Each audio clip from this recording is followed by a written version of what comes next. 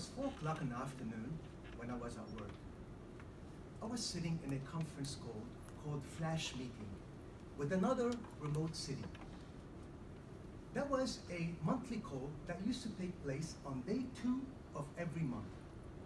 I was supposed to be explaining some large variances in the stock for that multinational company that I was working for at that time.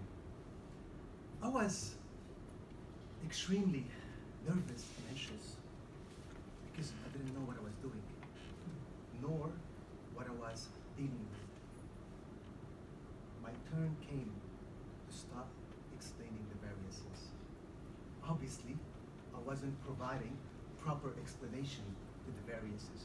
And the more vague I was with my explanations, the more I was getting challenged with difficult questions that I could not answer. Even the individuals that normally do not interact in this meeting decided to ask me a question on that day. After I was done with the grilling session, I leaned back on my chair, furious and frustrated with my poor performance. Then I started cursing the individual that were challenging me for the first time ever, until I realized that the microphone was not on mute. Everyone heard me on that day.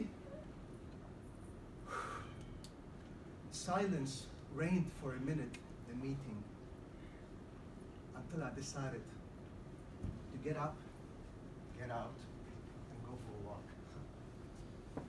Ladies and gentlemen, on this chair, have you ever been in a situation where you felt that you are fake? That you didn't know what you are doing, nor what you are talking about? Ever since that incident, I have this inner negative talk in my head that is called the imposter. That constantly reminds me of that. And the louder this voice gets, the more vulnerable I feel.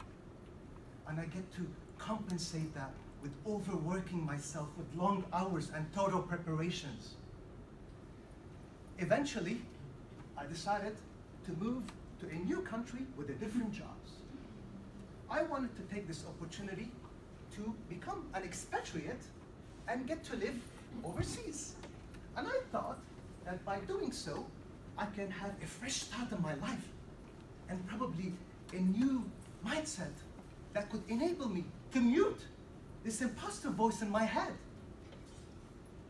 Ladies and gentlemen, I got myself out of the frying pan into the fire. That job demanded me to become yet more proficient in the domain that I was weak in. I didn't know what to do. I thought I could change jobs again.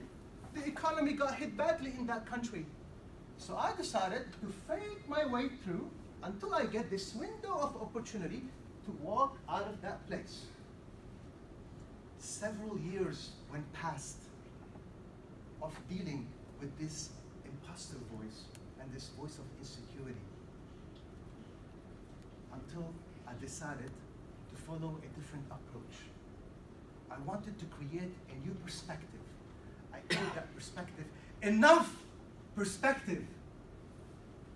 It entailed me to actually identify the imposter voice in my head and isolate it and face that fear head on.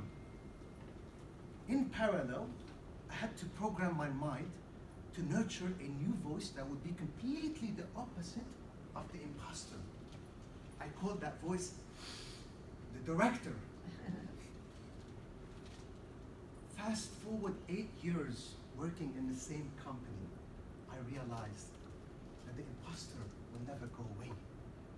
It will stay there in my head with its mean attitude. However, the director, in most cases, have overpowered the imposter. And that brought clarity and sanity into my head. And this framework enabled me to climb up the corporate ladder far beyond what I thought I could ever achieve. In conclusion, ladies and gentlemen, if you continue to foster the voice of the imposter, you will eventually surrender to some limiting beliefs. This can cause, in some cases, anxiety. In worst cases, depression. Maybe stalled projects, unaccomplished masterpieces. And you will continue walking your life journey with your head down, avoiding criticism, avoiding judgment. And you will not connect to your true calling in life. Start acknowledging that the voice of the imposter does not represent who you truly are. Start connecting to the voice of the genius within you. In my case, was the director